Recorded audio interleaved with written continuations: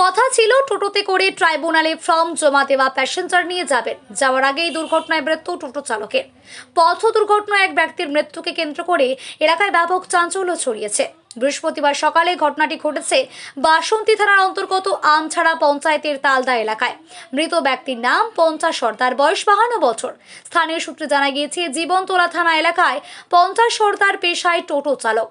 এদিন সকালে টোটো নিয়ে বাড়ি থেকে বেরিয়েছিলেন 5 জন। তারা ট্রাইব্যুনালে ফর্ম জমা দেওয়ার জন্য মহকুমায় যাবেন। তাদের কাছে পৌঁছবার আগেই তালদি সংলগ্ন এলাকায় একটি হাতি গাড়ি আচমকায় টোটো গাড়িকে ধাক্কা মেরে পালিয়ে যায়।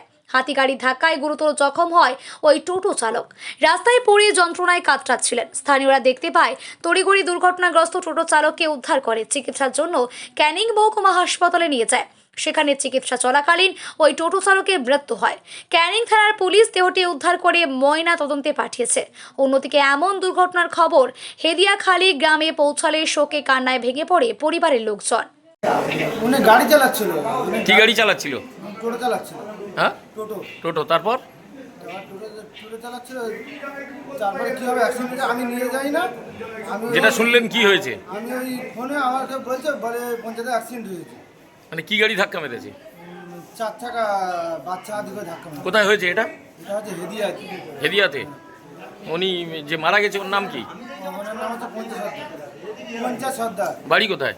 বাড়ি হচ্ছে তাল্লাতে। আমরা তাল্লা